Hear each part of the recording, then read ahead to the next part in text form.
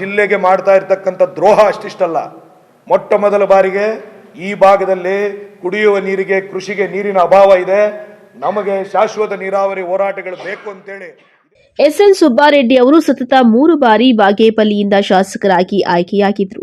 2013ರಲ್ಲಿ ಮೊದಲ ಬಾರಿಗೆ ಪಕ್ಷೇತರ ಅಭ್ಯರ್ಥಿಯಾಗಿ ಆಯ್ಕೆಯಾಗಿದ್ದು, ಆ ಬಳಿಕ 2018 ಹಾಗೂ 2023ರಲ್ಲಿ ಕಾಂಗ್ರೆಸ್ನಿಂದ ಸ್ಪರ್ಧಿಸಿ ಗೆಲುವು ಸಾಧಿಸಿದ್ರು.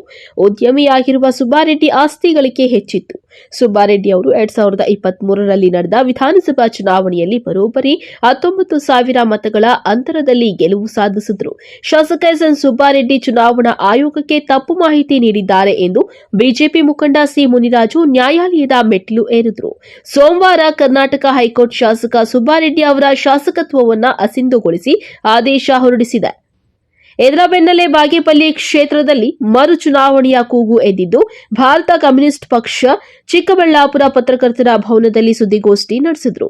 ತಕ್ಷಣವೇ ಬಾಗೇಪಲ್ಲಿ ವಿಧಾನಸಭಾ ಕ್ಷೇತ್ರದಲ್ಲಿ ಮರು ಚುನಾವಣೆಗೆ ಅಗತ್ಯ ಕ್ರಮ ವಹಿಸಬೇಕು ಎಂದು ಚುನಾವಣಾ ಆಯೋಗಕ್ಕೆ ಆಗ್ರಹಿಸಿದ್ದಾರೆ. ಉಚ್ಚ ನ್ಯಾಯಾಲಯದಲ್ಲಿ ಏನು ಬಾಗೇಪಲ್ಲಿ ಶಾಸಕರಾದಂತಹ ಎಸ್ಎನ್ ಸುಬ್ಬಾರೆಡ್ಡಿ ಅವರನ್ನ ಅಸಿಂಧು ಮಾಡಿದ್ದಾರೆ. ಅವರು ಚುನಾವಣೆ ಅಕ್ರಮಗಳನ್ನು ಎಸಗಿದ್ದಾರೆ ಅಂತೇಳಿ ಏನು ಕಳೆದ 2.5 ವರ್ಷಗಳ ಹಿಂದೆ ಒಂದು ದಾವೆಯನ್ನು ಹೂಡಿದ್ರು. ಆ ದಾವೆಯ ತೀರ್ಪು ನಿನ್ನೆ ಬಂದು ಅವರು ಅಸಿಂಧರಾಗಿದ್ದಾರೆ. ಕಮ್ಯುನಿಸ್ಟ್ ಪಕ್ಷ ಇವತ್ತಿಂದ ಅಲ್ಲ, ಅವರು ಏನು 2013ರಲ್ಲಿ ಅವರೇನು ಚುನಾವಣೆಗೆ ನಿಲ್ತಕ್ಕಂಥ ಸಂದರ್ಭದಲ್ಲಿಂದಲೂ ಕೂಡ ಭಾಳ ಸ್ಪಷ್ಟವಾಗಿ ಜನರಿಗೆ, ಬಾಗೇಪಲ್ಲಿ ಕ್ಷೇತ್ರದ ಜನತೆಗೆ ತಿಳಿಸ್ತಾ ಬಂದಿದ್ದೇವೆ.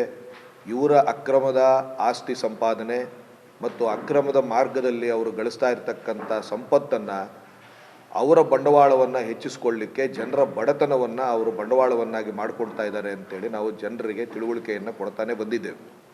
ಇವತ್ತು ಕಮ್ಯುನಿಸ್ಟ್ ಪಕ್ಷ ಏನು ಹೇಳ್ತಾ ಇತ್ತೋ ಅದು ಸತ್ಯ ಅಂತೇಳಿ ಇವತ್ತು ಸಾಬೀತಾಗಿದೆ.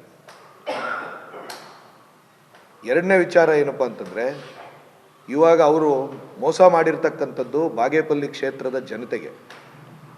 ಇಡೀ ಇವತ್ತು ಸಂಸದೀಯ ಪ್ರಜಾಪ್ರಭುತ್ವ ವ್ಯವಸ್ಥೆಯಲ್ಲಿ ಚುನಾವಣೆಗಳು ನಡೆದಂಥ ಸಂದರ್ಭದಲ್ಲಿ ನಮ್ಮ ಜಿಲ್ಲೆಯ ಒಂದು ಚುನಾವಣಾ ಇತಿಹಾಸದಲ್ಲಿ ಇವರು ಮೊಟ್ಟ ಮೊದಲನೇ ಶಾಸಕರು ಇವತ್ತು ಅಸಿಂಧು ಆಗ್ತಾ ಇರ್ತಕ್ಕಂಥದ್ದು.